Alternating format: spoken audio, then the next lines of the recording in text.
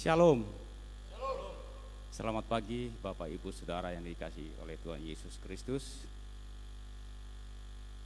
Selamat beribadah di Gereja Kristen Protestan di Bali, Jemaat Bukit Doa Nusa Dua. Pagi hari ini akan dipimpin oleh Bapak Pendeta Ineng Aswama, MTH. Untuk kita mengawali ibadah pada pagi hari ini, saya undang jemaat berdiri. Dan kita akan mendengarkan panggilan ibadah dalam kitab Mazmur pasal 99 ayat 9. Demikian firman Tuhan. Tinggikanlah Tuhan Allah kita, dan sujudlah menyembah di hadapan gunungnya yang kudus, sebab kuduslah Tuhan Allah kita. Kita naikkan pujian dari Kidung Jemaat 17 bait 1, 4, dan 7.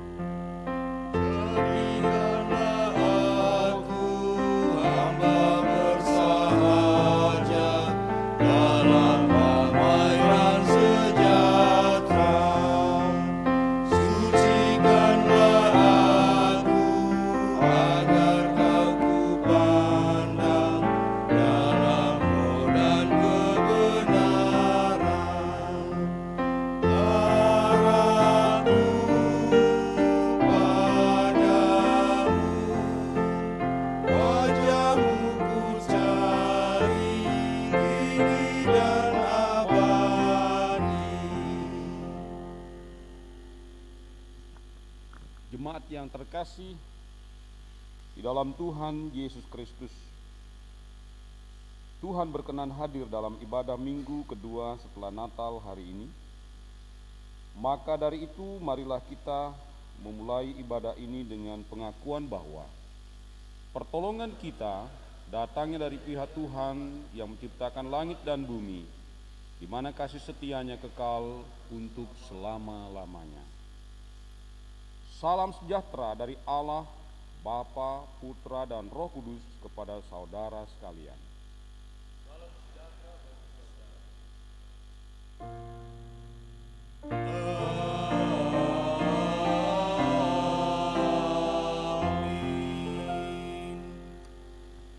Saudara silakan duduk.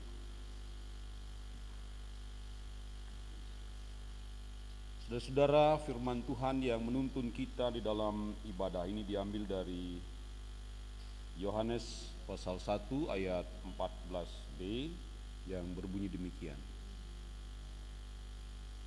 Kita telah melihat kemuliaannya, yaitu kemuliaan yang diberikan kepadanya sebagai anak tunggal Bapa, penuh kasih karunia dan kebenaran. Kita sambut firman ini dengan Kidung Jemaat 331, siang malam musim tahun.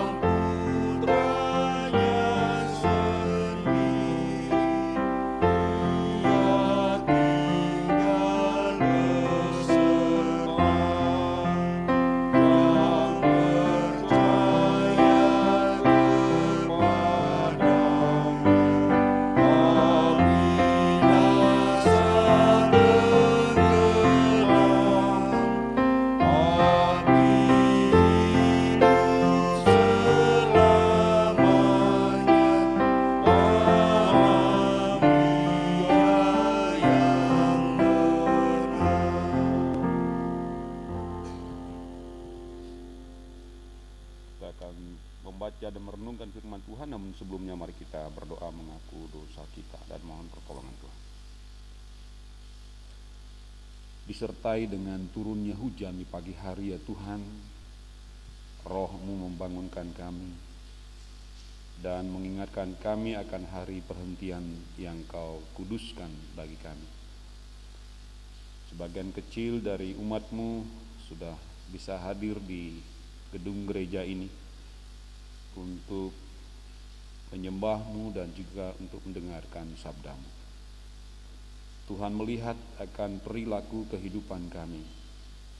Apabila ada dosa yang terselip dalam pikiran kami, dalam perkataan kami, bahkan dalam perbuatan kami, kiranya Tuhan berkenan mengampuni kami dan menyucikan kami oleh darah Putra-Mu Tuhan Yesus Kristus. Sehingga dengan penebusan yang Tuhan berikan kepada kami, ibadah kami hari ini tidak terhalang, tetapi justru menjadi puji-pujian yang membawa keharuman akan nama-Mu. Pada saat ini juga kami mempersiapkan hati kami dan seluruh pikiran kami untuk mendengarkan sabda-Mu. Berfirmanlah ya Tuhan, dan nyatakanlah segala kebaikan hati-Mu lewat firman ini. Serta utuslah Roh Kudus-Mu untuk menerangi pikiran kami dan memampukan kami untuk dapat mengerti firman ini dan dengan sukacita melakukannya dalam hidup kami hari lepas hari. Dalam nama Tuhan Yesus Kristus. Amin. Saudara-saudara, pembacaan firman Tuhan yang disediakan kepada kita pada hari ini diambil dari Lukas pasal 2 ayat 41 sampai ayat yang ke-42. Saya bacakan demikian bunyi firman Tuhan. Yesus pada umur 12 tahun dalam bait Allah. Tiap-tiap tahun orang tua Yesus pergi ke Yerusalem pada hari raya Paskah. Ketika Yesus telah berumur 12 tahun, pergilah mereka ke Yerusalem seperti yang lazim pada hari raya itu. Sehabis hari raya perayaan itu, ketika mereka berjalan pulang, tinggallah Yesus di Yerusalem tanpa diketahui orang tuanya.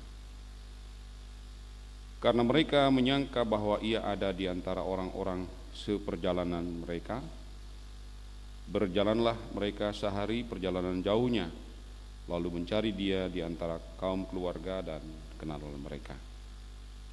Karena mereka tidak menemukan dia, kembalilah mereka ke Yerusalem sambil terus mencari dia. Sesudah 3 hari mereka menemukan dia dalam bait Allah.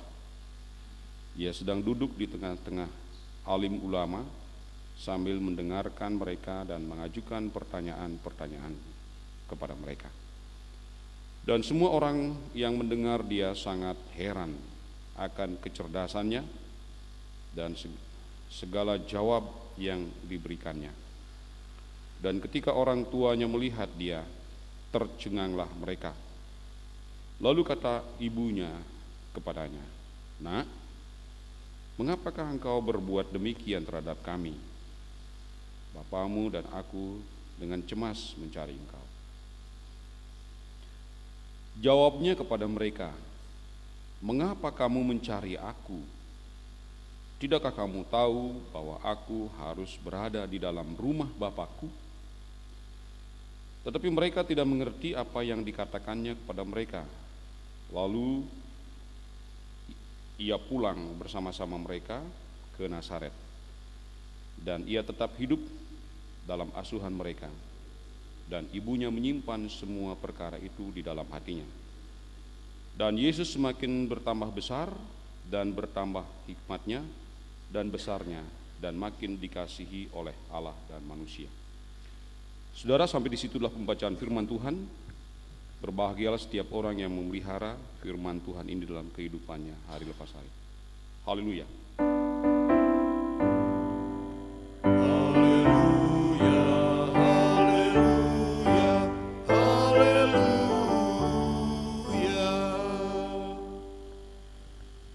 Selamat pagi saudara-saudara. Selamat pagi Pak Pendeta. Terima kasih sudah datang walaupun hujan. Dan saya percaya bahwa setiap orang pasti berusaha untuk hadir. Yang punya mobil tentu lebih mudah, ya, tidak harus pakai mantel. Tetapi yang belum ada kendaraan mobil, jadi barangkali sedikit kerepotan. Firman Tuhan katakan, kalau ada 1-2 orang, 2-3 orang berkumpul, aku hadir di situ. Jadi ini sudah lebih dari 3 orang, saya kira Tuhan ada di sini. Saudara, beberapa minggu yang lalu ada seorang ibu yang membawa anak kecil ke gereja. Rupanya ibu ini begitu sayang sama anaknya, ya. Ini kan masa COVID. COVID ini lansia diharapkan tidak hadir. Begitu juga anak-anak sekolah minggu. Tetapi mungkin karena saking sayangnya, jadi anak itu tetap juga diajak ke sini, ibadah di sini, dan begitu dia berjumpa dengan security di depan, ya anak kecil nggak boleh masuk. Jadi yang masuk adalah ibunya saja, dan anaknya boleh bermain-main di halaman depan. Nah, apa yang terjadi? Begitu selesai ibadah, ibu ini langsung pulang. Setelah pulang, dicarilah anaknya di tetangga, dan anaknya nggak ada. Loh, mana si kecil nih? Nggak ada. Sementara si kecil di sini cari mamanya. Mana mama ini, kok sudah nggak ada?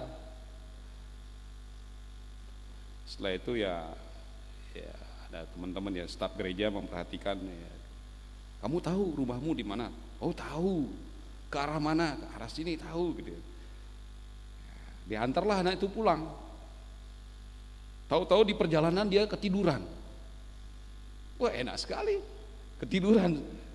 Dibangunin, bangun. Mana rumahmu gitu. Pulas sekali. Si pengantar ini nggak tahu rumahnya di mana. Diantar balik ke sini, diantar balik ke gereja. Ya tentu di rumah juga terjadi kepanikan, di mana dia? Oh, ternyata diikut ke gereja, baru ingat gitu ya. Jadi kesinilah orang tuanya, yang tadinya kan ibunya saja, sekarang ya ayah ibunya datang ya. Dan akhirnya mereka berjumpa dengan si kecil ini, bayi perempuan yang cantik ya, dan bahagia bertemu dengan orang tuanya. Peristiwa yang hampir mirip terjadi di masa kanak-kanak Yesus ya. Tradisi yang diikuti oleh keluarga Yusuf adalah selalu hadir ke bait Allah pada saat perayaan-perayaan besar bangsa Yahudi, hari raya Yahudi, diantaranya adalah Paskah. Nah, biasanya kalau untuk hari raya Pondok Daun juga datang, tapi Paskah juga. Nah, kali ini mereka ke Yerusalem dari kota Nazaret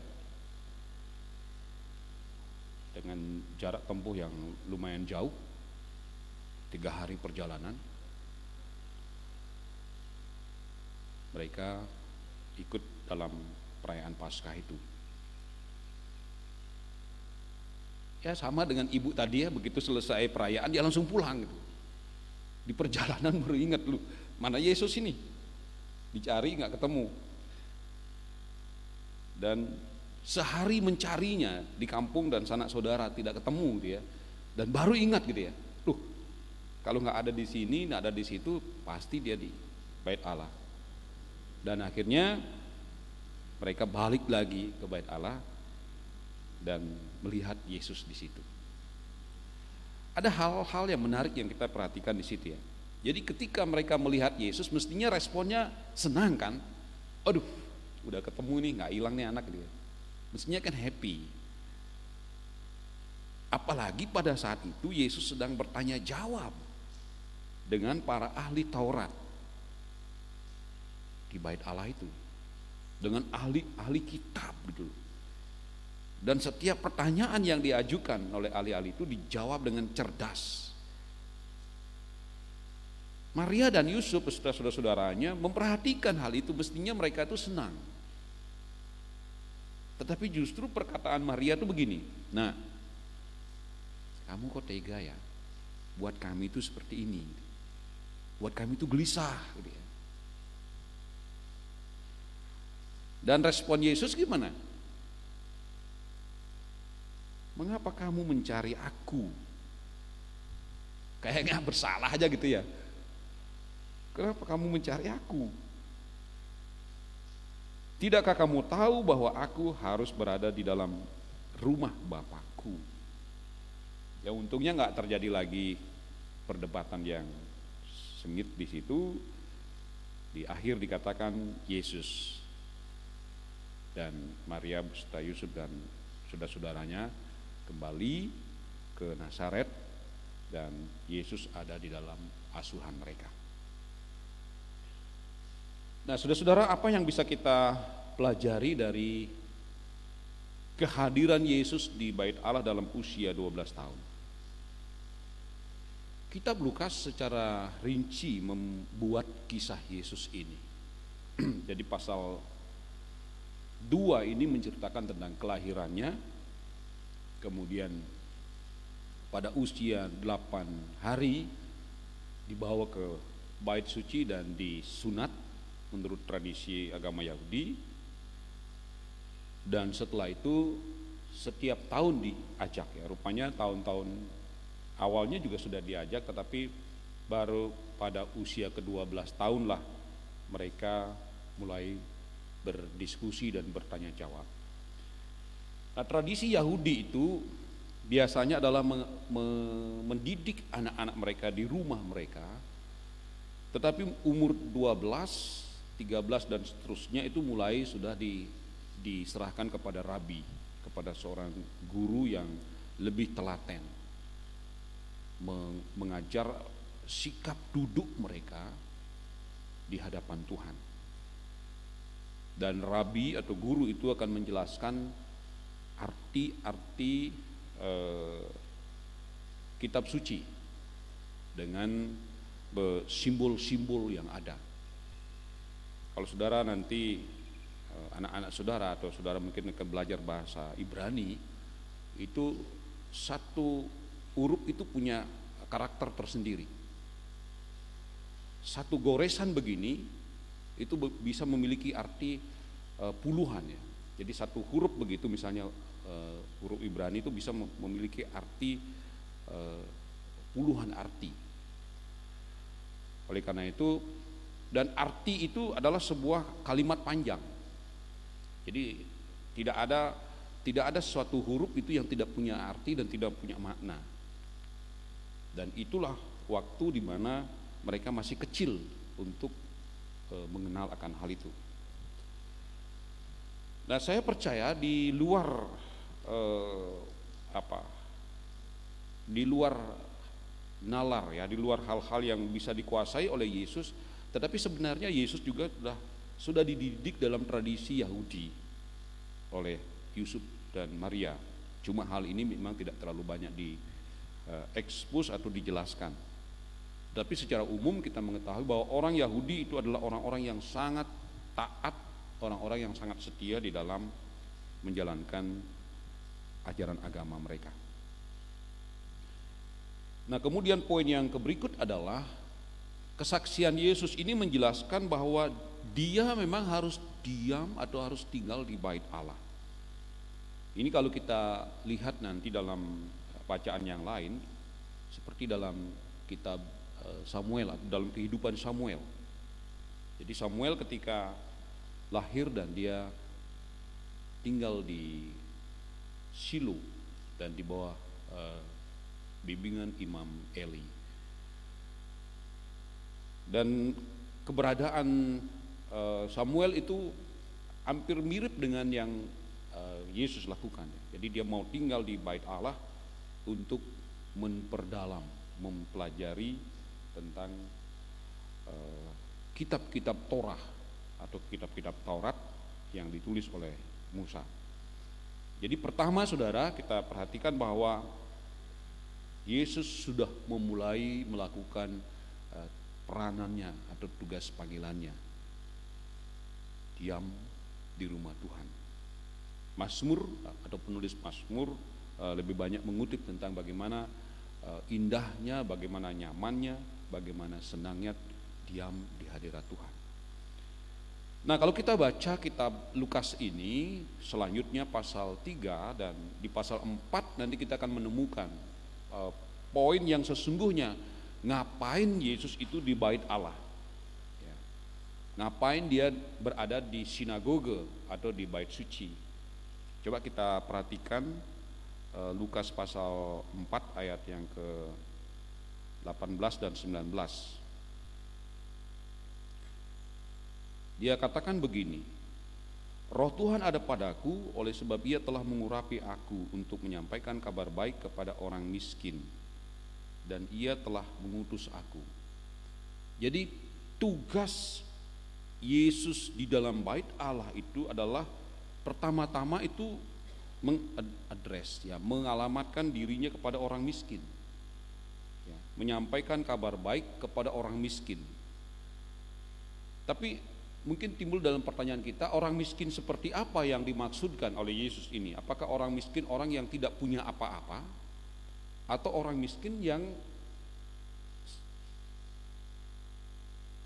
di dalam hati atau di kemiskinan rohani? Saudara nanti bisa di compare atau saudara membaca Matius pasal 5. Di dalam Matius pasal 5 itu ada ucapan-ucapan bahagia. Itu sudah mulai dari pengajaran Yesus, berbeda dengan konsep dunia.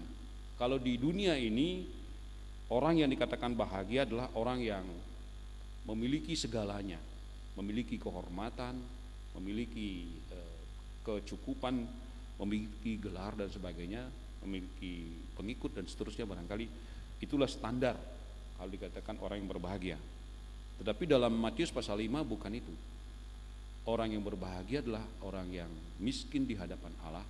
Itu artinya orang yang selalu merindukan Allah, orang yang selalu membutuhkan Allah. Nah, kata miskin di sini juga memiliki pengertian yang hampir mirip ya. Jadi Roh Tuhan ada padaku, oleh sebab Ia telah mengurapi aku untuk menyampaikan kabar baik kepada orang miskin. Orang miskin di sini bisa diterjemahkan sebagai orang yang miskin rohani, yang selalu membutuhkan Tuhan. Tetapi juga bisa betul-betul memang dia miskin, tidak punya apa-apa. Karena kaitan di bawahnya itu akan menjelaskannya. Kemudian yang berikut adalah untuk memberitakan pembebasan kepada orang-orang tawanan. Jadi stressingnya di sini adalah kata pembebasan. Orang-orang itu tertawan oleh dosa. Dosa itu menyandera kita, menawan kita dari generasi ke generasi, dari generasi ke generasi. Apa misalnya ciri-cirinya yang masih melekat dalam kehidupan kita? Kalau di Bali itu biasanya dikenal dengan colek pamor gitu ya. Orang kalau dicolek pamor, pamor itu bahasa Indonesianya apa ya? Ya, pokoknya kalau orang makan sirih kan di situ ada base, ada gambir, ada pamor. Ya kalau Pak Eli kalau tidak salah yang di sini ada yang makan base itu kelihatan ya.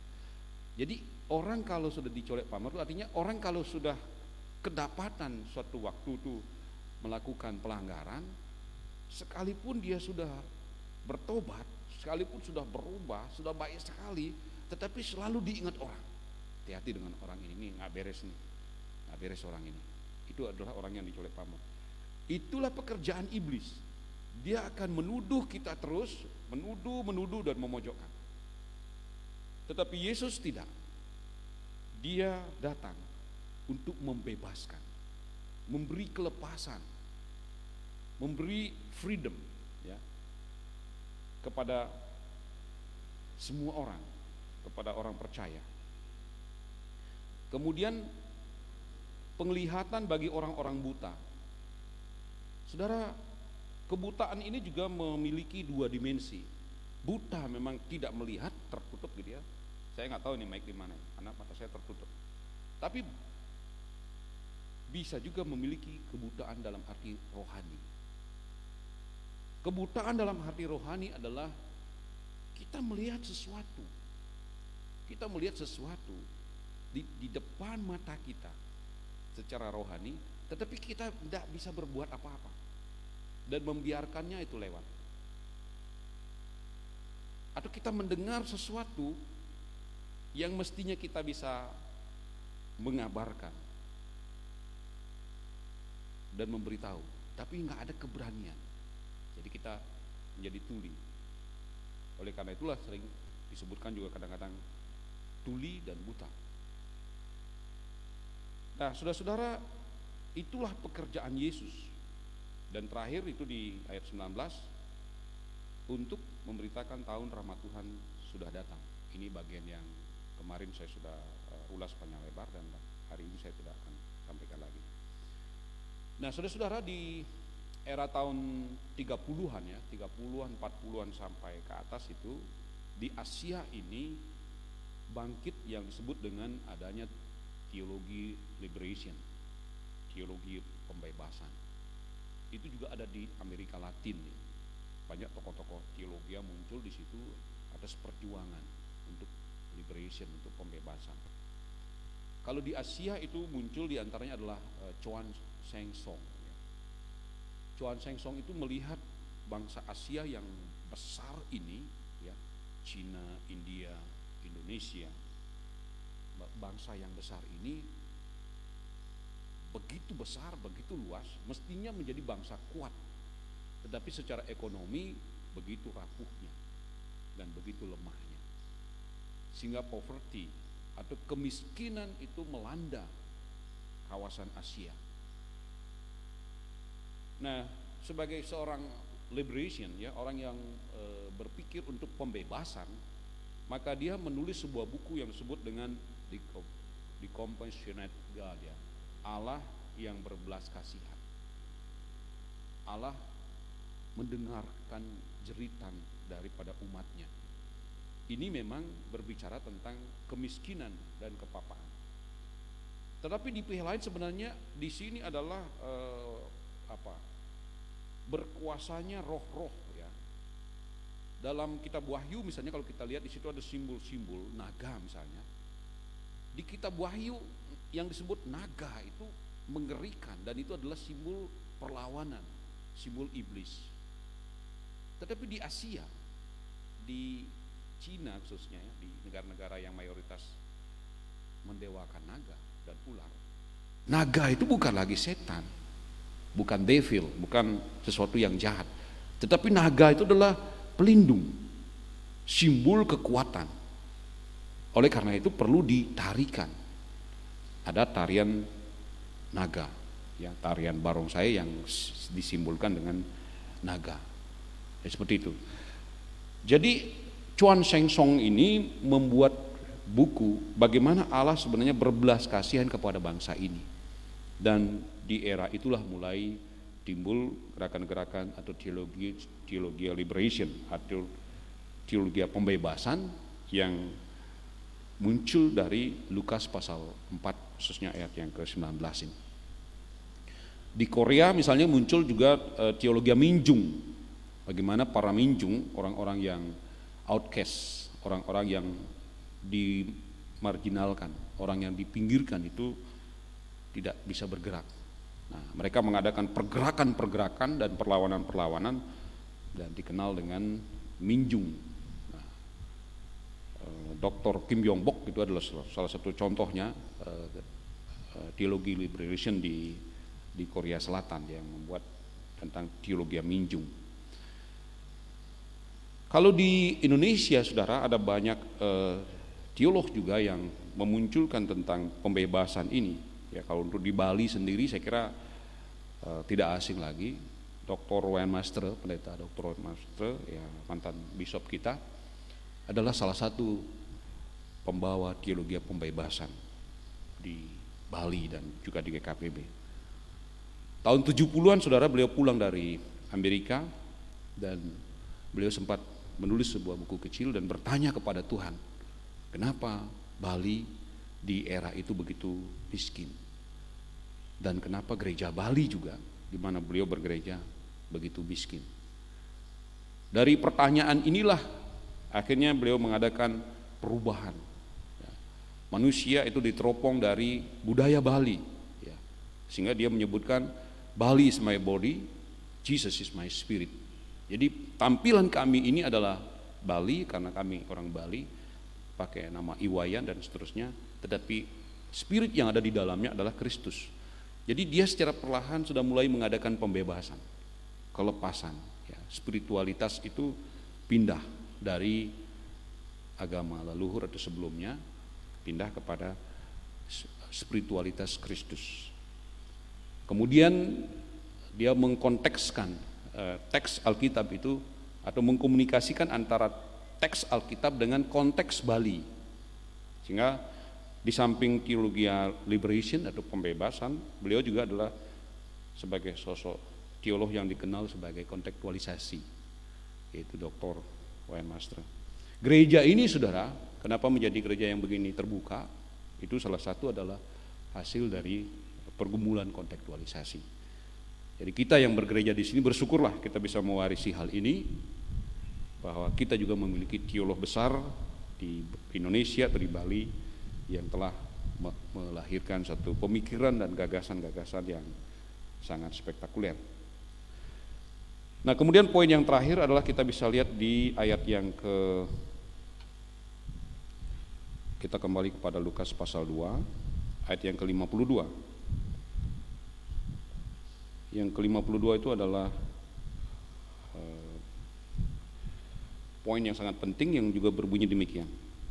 Dan Yesus makin bertambah besar dan bertambah hikmatnya dan besarnya, dan makin dikasihi oleh Allah dan manusia.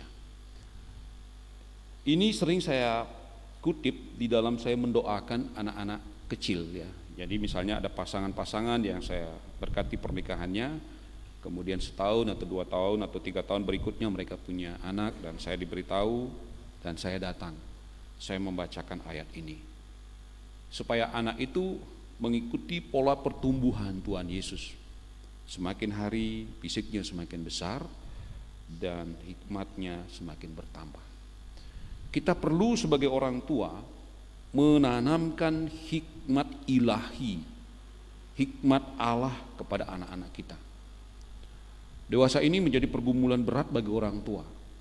Anak-anak itu dengan mudah dikasih HP, kemudian mainan yang lucu-lucu, dan akhirnya dia mulai familiar dengan HP-nya, dan akhirnya mereka lupa, anak-anak lupa makan, lupa mandi, lupa semuanya lupa. Pokoknya kalau sudah di sini, udah itulah dunianya, itulah hidupnya. Satu hari ada seorang ayah yang sangat bingung melihat anaknya yang kecanduan seperti itu, tidak mau dipanggil, ayo makan, ayo mandi, ayo doa, udah nggak dengar lagi. Tetapi akhirnya diisi di situ. Ya kalau begitu coba, tidak usah teriak-teriak, coba, ayo sudah waktunya mandi, ditulis di situ, lewat WA, cikling gitu, ayo sudah waktunya mandi. Jadi itu lebih efektif gitu. Jadi rupanya teriak-teriak dan sebagainya ajakan tidak dihiraukan, tetapi justru dengan mengirimkan message, udah waktunya mandi, dan anak itu mau mandi dan mau makan dan seterusnya. Jadi ada tantangan besar, saudara, bagaimana caranya kita mendidik anak-anak kita dari usia masih kecil, apalagi ke usia remaja dan pemuda. Ini masih beruntung saya melihat anak-anak muda yang masih mau dengar orang tuanya, ya, mau bantu di bidang IT, masih mau vokal group. Tetapi saya mendengar juga ada orang tua yang betul-betul setengah mati menghadapi anaknya, nggak mau aktif di pemuda, nggak mau terlibat, nggak pernah mau nongol, pokoknya maunya apa nggak tahu gitu ya, diam aja gitu. Tapi kadang-kadang ada orang tahu tuh, kalau diam begitu pasti ada maunya itu, apalagi kalau sudah kunci pintu begitu pasti ada maunya. Coba cari teknik dan sebagainya. Apakah kita terlambat? Saya mau mengatakan tidak, saudara. Kita belumlah terlambat di dalam hal mendidik anak-anak kita, memperkenalkan jalan-jalan Tuhan kepada mereka. Apakah perlu dilakukan dengan cara militer, cara kekerasan? Saya kira tidak, ya. Tidak lagi pada zamannya kita mendidik anak-anak kita dengan kekerasan, apalagi dengan suara yang membentak, dengan sikap dan gestur tubuh yang tidak simpatik. Saya kira tidak begitu, ya. Tapi pasti ada cara-cara yang lembut, ada cara-cara yang wise, ada cara-cara yang akan dituntun oleh Tuhan agar kita dapat mendekatkan diri kepada anak-anak kita, baik yang masih bayi, yang sudah usia-usia SD, SMP, atau SMA, ya, sampai kuliah. Ya, mulailah kita perhatikan cara hidup Yusuf dan Maria mendidik anaknya, diantaranya Yesus Kristus.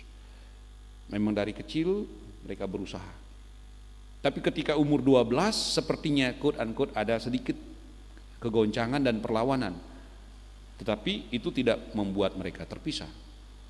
Mereka terus menerus dengan penuh kesabaran mendidik anaknya, sehingga akhirnya Yesus menjadi bertambah besar dan bertambah hikmatnya. Jadi dalam dunia yang serba maju saat ini, kita perlu menambahkan satu poin kepada anak-anak kita, yaitu hikmat Allah. Ilmu pengetahuan itu memang bagus dan sangat kita perlukan, tetapi perlu menambahkan hikmat Tuhan, ketaatan dan kesetiaan kepada Tuhan. Satu hari seorang kawan pendeta dari Eropa, khususnya dari Jerman, mengatakan, ya, tolonglah jangan tiru kami, dibilang itu. Emangnya kenapa? Gereja-gereja di Jerman di era teknologi dan informasi yang sedemikian pesat, mereka menggembleng dan menggenjot anak-anaknya untuk dapat menguasai itu, tetapi lupa untuk mengisi hal-hal yang rohani. Dan kelupaan itu mereka memang sengaja begitu. Ketika anak itu sudah terlalu lelah belajar, dan tertidur pulas pada hari Minggu, mereka nggak berani membangunkan. Misalnya ibunya membangunkan, nak bangun sudah sekolah Minggu nih, bangun. Ayahnya negur, kau jangan ganggu dia udah capek, biarkan dia tidur. Gitu. Atau kalau pada hari Minggu dia ingin outing, dia ingin keluar dengan teman-temannya, kemana, ke rekreasi, ke pantai atau ke gunung, mungkin ibunya bilang atau bapaknya bilang, ayo kita ke gereja dulu. Mereka udah nggak berani, udah biarkan mereka, biar mereka tahu alam, biar tahu bersosialisasi dan sebagainya. Dan akhirnya apa, saudara? Teknologi mereka kuasai, persahabatan mereka punya di mana-mana, tetapi terjadi kekosongan rohani. Dan itu berbahaya sekali. Kekosongan rohani mudah sekali membuat mereka jatuh kepada narkoba, kepada mati bunuh diri, dan juga pergaulan-pergaulan bebas lainnya. Nah, oleh karena itu saya pikir kita belum terlambat. Kita di GKPB, kita di Bukit Doa belum terlambat di dalam hal kita mendampingi anak-anak kita. Dan ini mungkin bagus ya, kalau orang yang mempersiapkan diri seperti Pras ini, mana Pras itu ya? Jadi Pras, itu dia akan married nanti bulan Maret, dia sudah bisa mulai memikirkan kapan anaknya akan lahir, dikasih nama apa, dan dia sudah dipersiapkan nanti. Ini kesempatan bagus. Yang lagi hamil itu kesempatan betul membentuk karakter anak itu dan mengajarkan jalan-jalan Tuhan, musik-musik rohani dan sebagainya. Suka membaca ibunya, suka nyanyi, dan anaknya akan periang. Jangan coba-coba ada kekerasan, ada kesedihan, anaknya akan melo. Jadi kurang bergairah nanti, karena itu akan mengikuti ibunya dan ayahnya. Dan generasi muda, pemuda-pemudi yang kreatif, yang bagus itu harus bisa menularkan ke teman-temannya. Ya, persahabatan ini bisa menolong ya. Jadi kalau ketemu teman yang baik, itu akan memberi pengaruh yang baik. Tapi kalau ketemu teman yang kurang baik, itu akan memberi pengaruh yang kurang baik. Nah, oleh karena itu ini kesempatan juga bagi generasi muda untuk bisa memilih ke arah mana mereka akan bergaul. Tetapi orang tua harus berani mengatakan anak-anak harus taat dan setia kepada Tuhan, supaya mereka memiliki hikmat yang berasal daripada Tuhan. Saudara, saya kira sampai disitulah renungan kita pada hari ini. Kiranya Roh Kudus menolong dan menyertai serta memberkati kita semua. Amin. Mari kita saat teduh.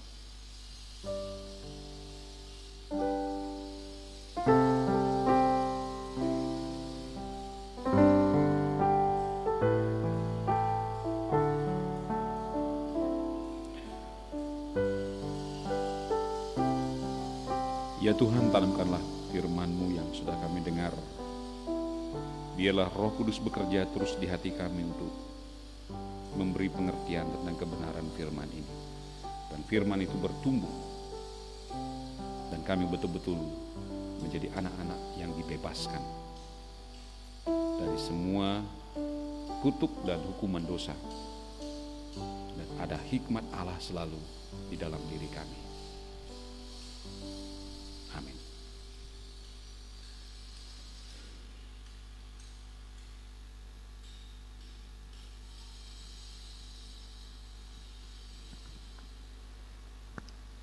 Jemaat yang dikasihi Tuhan, saya undang berdiri.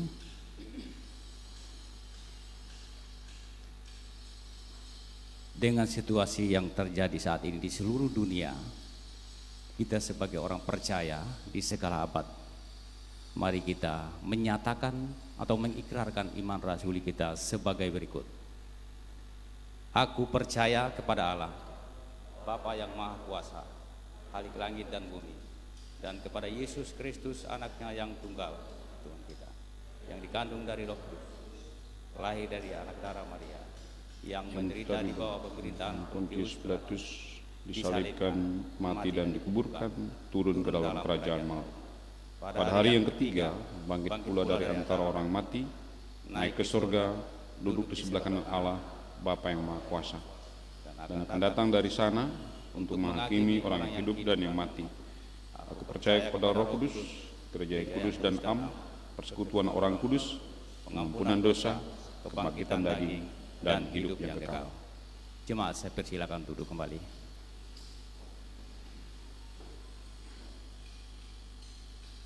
Saya akan lanjutkan untuk membaca warta jemaat. Yang pertama, Bapak Ibu yang beribadah di rumah yang mengikuti live streaming bisa mengumpulkan persembahannya atau mentransfer persembahannya di nomor rekening yang sudah tertera dalam liturgi ini, atau menyerahkan kepada majelis yang terdekat. Dan untuk jemaat yang di gedung gereja ini yang sudah mempersiapkan perpuluhan, ucapan syukur, dan persembahan pembangunan, kotak persembahan tersebut ada di luar, di pendopo depan dari gereja sebelah kanan. Kalau dari luar sebelah kiri. Jadi silakan nanti yang sudah mempersiapkannya bisa mengisi di kotak tersebut. Kemudian untuk ibadah online mulai tanggal 10 Januari tidak mendaftar lagi, silakan jemaat datang langsung ke gereja karena kapasitas kita sangat cukup, lantai 1 dan lantai 2, untuk menghindari kerumunan di depan. Yang berikutnya, informasi untuk minggu tanggal 10 Januari 2021, kita akan mulai melaksanakan 3 kali ibadah. Yang pertama pukul 6 pagi, yang kedua pukul 8.30 pagi, yang ketiga pukul 18 atau jam 6 sore. Mohon perhatian jemaat dan doanya agar ibadah tersebut bisa terlaksana dengan baik. Bagi jemaat yang ingin mengambil puji dan janji, gereja sudah menyiapkannya di sekretariat. Silakan setelah ibadah ini mengambilnya di sekretariat. Kemudian poin kelima untuk konseling pernikahan akan diadakan setiap hari Selasa jam 19 WITA. Mohon kepada jemaat yang mengikuti konseling pernikahan agar memperhatikan jadwal tersebut. Yang keenam, iuran rukun kedukaan tahun 2020 dan 2021. Seperti biasa untuk Taman Mumbul, kita masih dikenai iuran per tahunnya itu 50.000. Dan untuk iuran kedukaan kita di kewajiban jemaat itu 5.000 per jiwa. Mohon menjadi perhatian sehingga nanti ketika terjadi sesuatu, rukun kedukaan tidak akan kelabakan. Kemudian untuk poin ke-7, poin ke-8, ucapan terima kasih. Majelis dan jemaat mengucapkan terima kasih kepada seluruh penata layan yang telah mengambil bagian dalam pelayanan minggu ini. Tuhan Yesus sebagai kepala gereja akan memberkati keluarga, pekerjaan, dan pelayanan Bapak Ibu. Laporan keuangan ada di halaman terakhir, bisa dibaca dan dilihat. Ketika ada hal-hal yang perlu dikoreksi, silakan menghubungi majelis bendahara kita, Bapak Nyoman Triarjana, di nomor yang sudah tertera. Demikian warta jemaat untuk pagi hari ini. Tuhan memberkati.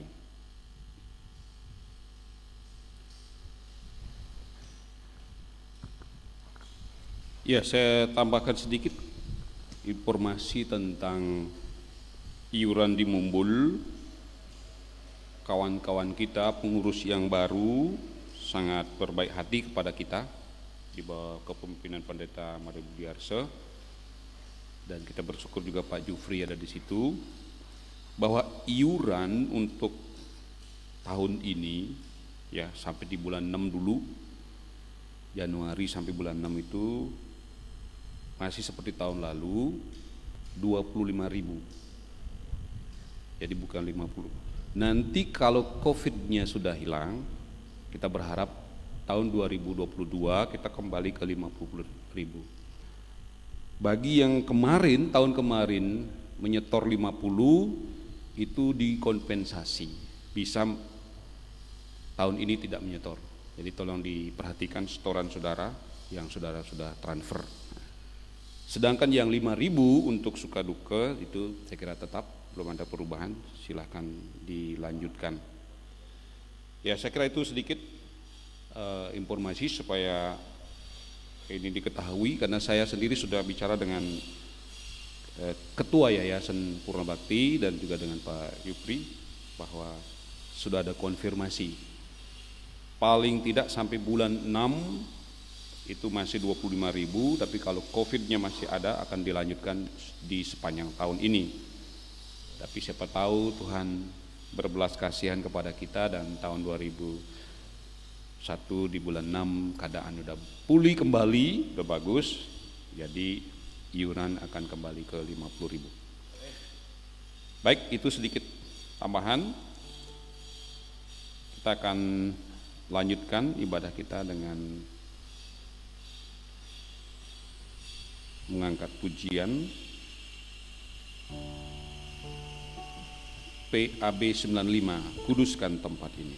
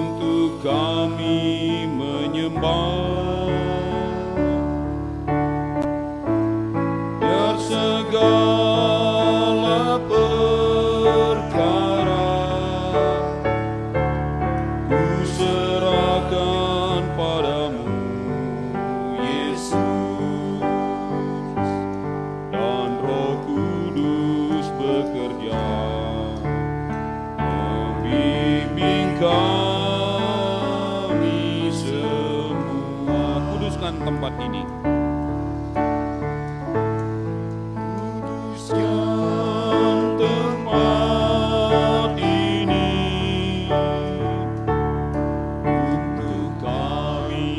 berdoa.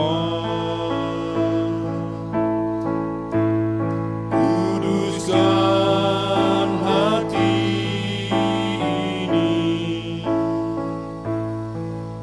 untuk kami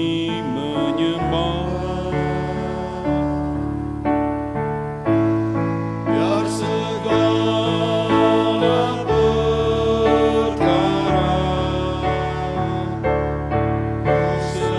kuserahkan padamu, Yesus, dan Roh Kudus bekerja membimbing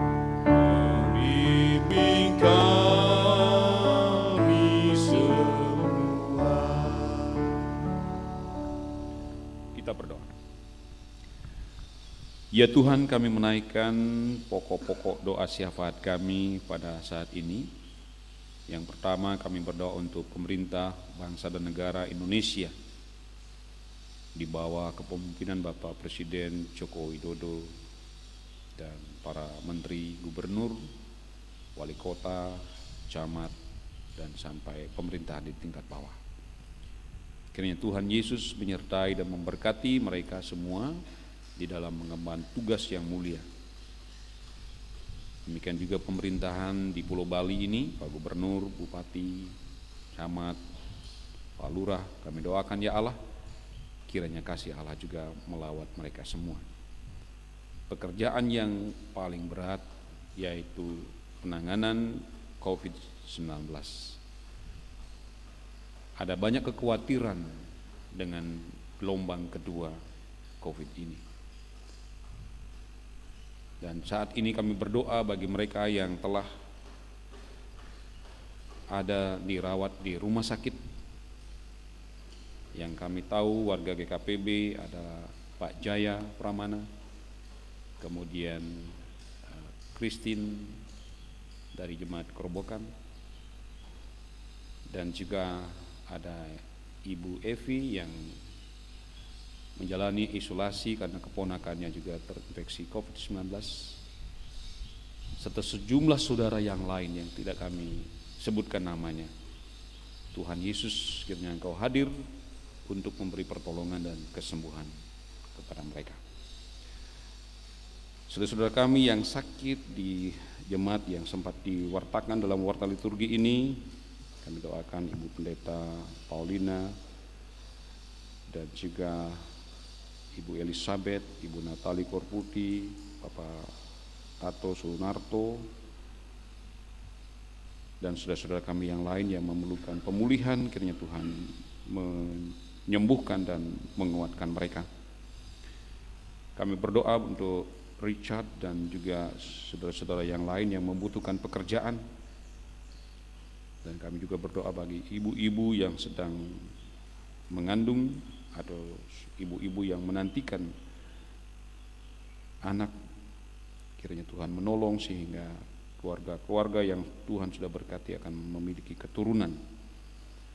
Kami doakan bagi para senior kami yang atau para lansia yang membutuhkan dukungan di masa tua mereka. Mereka yang rindu beribadah tetapi karena ibadah dilakukan dengan protokol COVID, mereka terpaksa harus beribadah di rumah. Kiranya Tuhan akan menghibur dan menguatkan mereka. Kami juga berdoa bagi saudara-saudara kami yang berulang tahun, baik yang berulang tahun pertambahan usia maupun berulang tahun yang karena pernikahan sudah dicatat dalam warta liturgi. Kiranya Tuhan akan memberkati saudara-saudara kami ini, beri mereka kebahagiaan dan sukacita pada hari ulang tahun mereka, dan biarlah kiranya mereka semakin merasakan kehadiran Tuhan yang menopang dan menyertai serta memberkati mereka. Dan akhirnya Bapa, kami menyerahkan seluruh kehidupan kami menyerahkan gerejamu baik secara sinodal maupun gerejamu di Bukit Doa ini dengan seluruh warga jemaat. Dan pada sepanjang minggu ini kami akan memotivasi pendaftaran ulang bagi para simpatisan. Kiranya Tuhan menolong sehingga sebelum rapat jemaat kami sudah mengetahui siapa yang menjadi warga jemaat tetap, siapa yang menjadi simpatisan, dan siapa yang memang tidak jelas keanggotaannya. Oleh karena itu, pada minggu-minggu ke depan ini, majelis dan tim akan bekerja.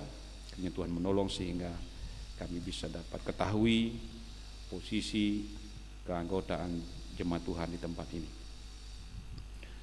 Dan akhirnya Tuhan, kami menyerahkan seluruh hidup kami dan pelayanan kami pada sepanjang minggu ke depan ini di dalam tangan pengasihan-Mu. Kiranya Engkau selalu hadir menolong kami dan memberkati kami. Sempurnakanlah doa kami ya Bapa dengan doa yang telah Kau ajarkan kepada kami sekalian. Bapa kami yang di surga, dikuduskanlah nama-Mu, datanglah kerajaan-Mu, jadilah kehendak-Mu di bumi seperti di surga.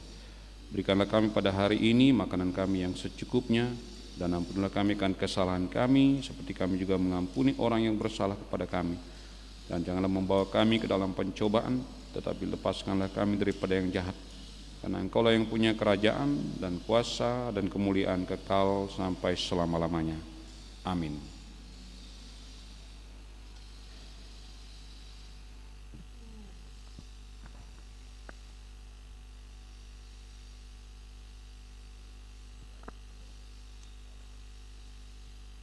Firman Tuhan yang melandasi dalam kita memberi persembahan pada pagi hari ini adalah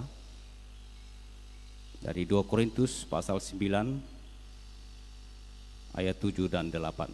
Demikian firman Tuhan.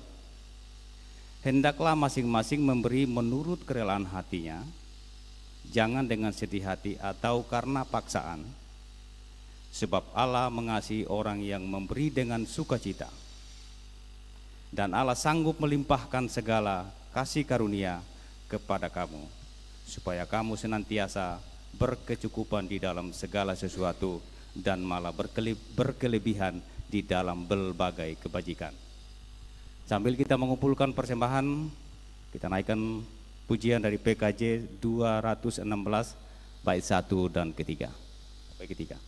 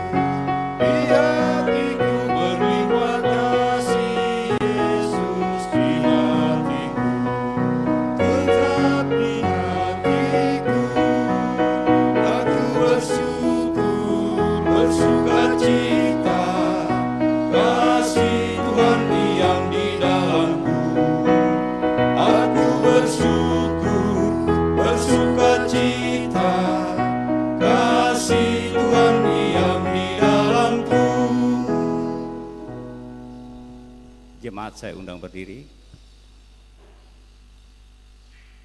Kita berdoa untuk persembahan. Bapa Surgawi,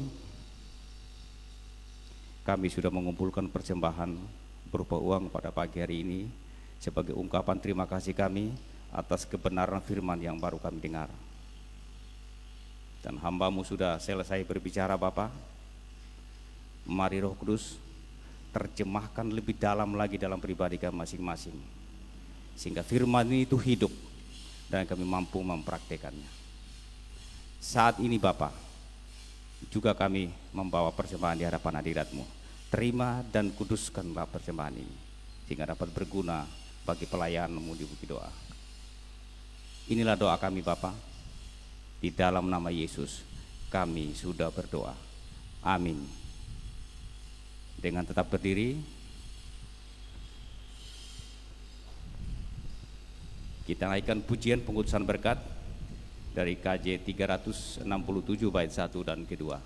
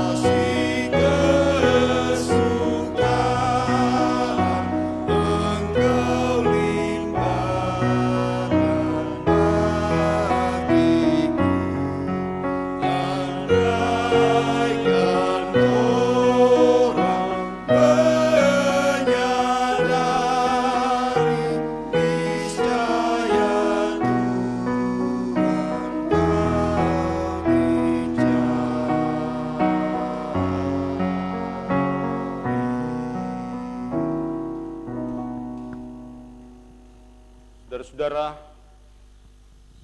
sekarang pulanglah dengan damai sejahtera dan terimalah berkat Tuhan. Tuhan memberkati dan melindungi saudara. Tuhan menyinari saudara dengan wajah-Nya dan memberi saudara kasih karunia. Tuhan menghadapkan wajah-Nya kepada saudara dan memberi saudara damai sejahtera. Amin.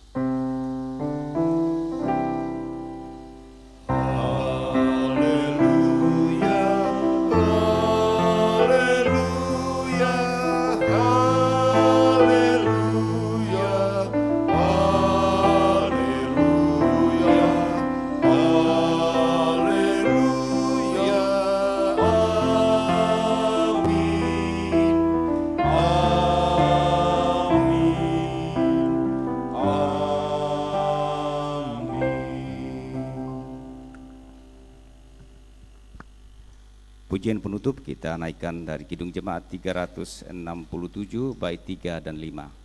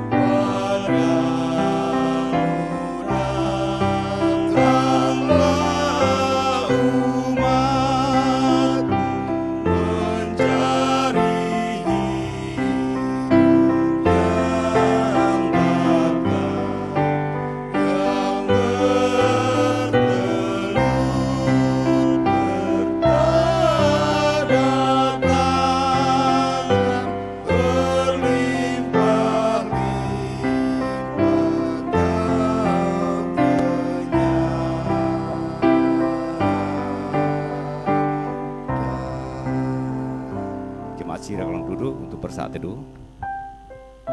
Dan ibadah selesai. Tuhan memberkati.